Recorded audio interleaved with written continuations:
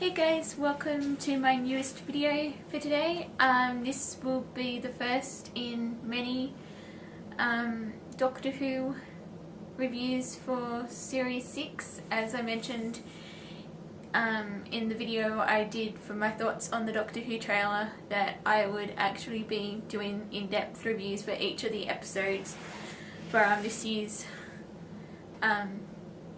Doctor Who series. So, and then at the halfway mark I'll do an overall summary, and then at the end of the year I'll do a complete overview.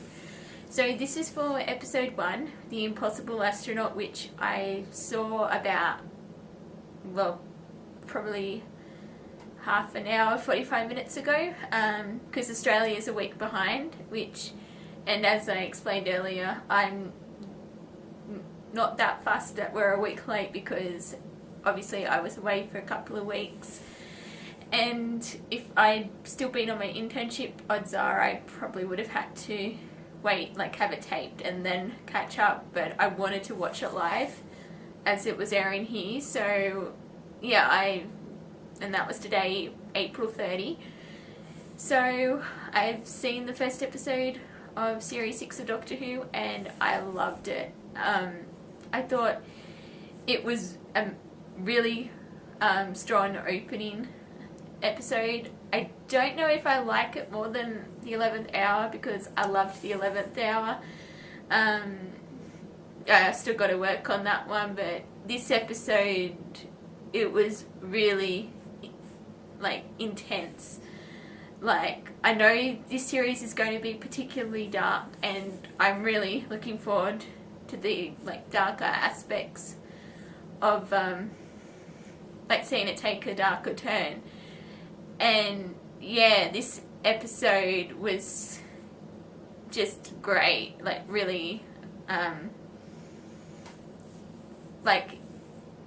guess intense is basically the word I can only think of to describe it, because I'd actually managed to avoid major spoilers, and that the only thing I knew about this episode was that one of the characters, well, actually before I continue on with that, there will be spoilers in these reviews, in case you haven't actually watched this, the episodes that, I'll be a week behind, so most people probably have already seen it, so, but I'm just going to add that there will be spoilers. And but yeah, so as I mentioned, the only thing I knew about the opening was that one of the 4 main characters, the Doctor, Amy, Rory, River, was going to die, because obviously that was on the front of Doctor Who magazine, which I haven't actually read yet, but obviously it was on the cover, so. And it actually shocked me when it was the Doctor, because it came I thought maybe, it might be River, or it might be well, I didn't think they'd go down the Rory route because obviously his character was killed and came back last series, so. But yeah, the Doctor's I suppose death actually really surprised me. And then when he started the regeneration and that, I was just whoa. And I think that's what actually made this episode with how dark it was, and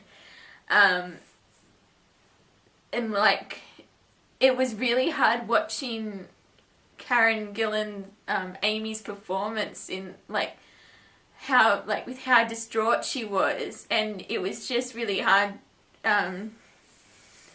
with that scene, because it was obviously mourning over the loss of the Doctor, because it's, but yeah, that, and it was within the first few scenes, which I wasn't expecting. So when it happened, I was how are they going to go on from this point? And then, because this episode was quite timey-wimey, it took a bit for me to actually follow, but once I could keep up. Yeah, I just loved it.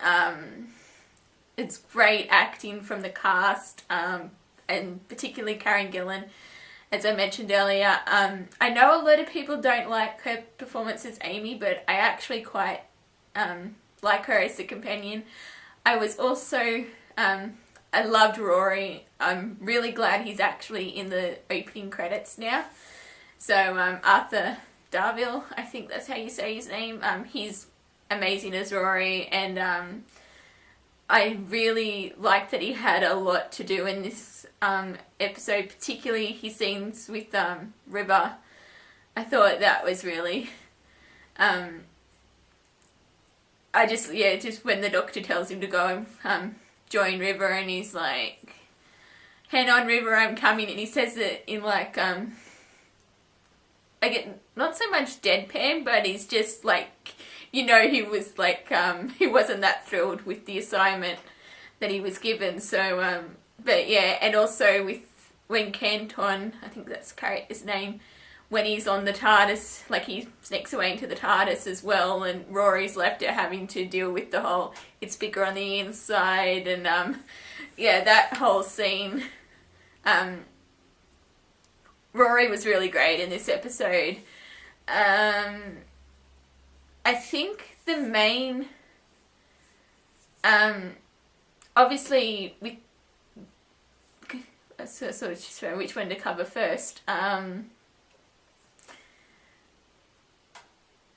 Yeah, I'll just cover like the main like line that actually threw me was when Amy told the Doctor she was pregnant. Like, I was trying to, like, I never actually connected with me until she said it, and then obviously once I went through and remembered that when the Doctor was making the remarks that she's put on like a few pounds, and then and then it was like with the are they, because I don't know if they're actually the Silence, or I think they're the Silence, but I'm not 100% sure, like the main enemies in which I believe which are carrying out through the seasons, and how he said you will tell the Doctor, and but yeah, I'm quite interested to see how that's going to play out. It's probably like, it's not going to be average, like, I don't know if it's just a like if it's like a plot specific, like it's entwined with the whole Silence thing, or because I've been sort of, after I watched the episode, I was like going through Gallifrey Base and reading all the theories and everything, and but yeah, I'm quite interested to see how that plot continues. Like, well, I haven't heard anything if like Amy and Rory are leaving, so because you think with like a pregnancy, like a child on board the TARDIS isn't exactly the safest upbringing, but this is Doctor Who, so, but yeah, so, and I think because I was in Confidential, it said everything connected in this, like, the episode will be played out through the series, so yeah, there's that. And but on the subject of the Silence, they are quite creepy in the I don't know what it is, how to say it, but I was actually quite freaked, like, not freaked, but just the way, like, when it's like the character would see them and then they would like suddenly, like, the next thing they're not there. So yeah, it's just, I'm really quite intrigued about their character and seeing what they'll bring to the series, because when I saw the trailer for next week's episode, I was like, yeah, this is going to be fracking amazing. Especially the cliffhanger. Oh my god. Like, when you see Amy and she's shooting at the astronaut that's like the little girl, and you're just like, no. yeah, but that's what I mean about intense, and like obviously it's because it's really got the dark feel where they are, and the music, and I'm actually really looking forward to the soundtrack for this series, because it's just from this opening episode, I was just like, the music was so good, and well, Murray Gold's a genius, so of course the music was going to be phenomenal. But yeah, so, and it's basically throughout the episode, I love like the various humor, and River in particular, I just loved her, and yeah, just the way she's when the doctor's like being the doctor, and she's like, oh, I hate you, and then he's like, no, you don't. I thought that those particular moments were quite good, and then yeah, and I also loved how when the TARDIS landed in the White House, like 69, like Oval Office, most secure building, like in the universe, well, not universe, but the planet. I'm getting ahead of myself.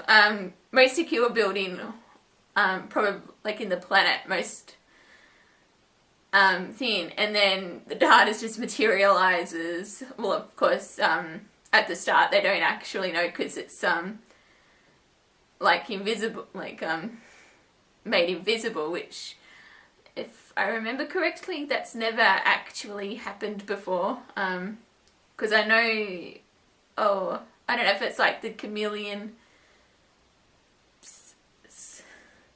I'm blanking on the one that can make the TARDIS blend in with the surroundings. So that was quite intriguing to see.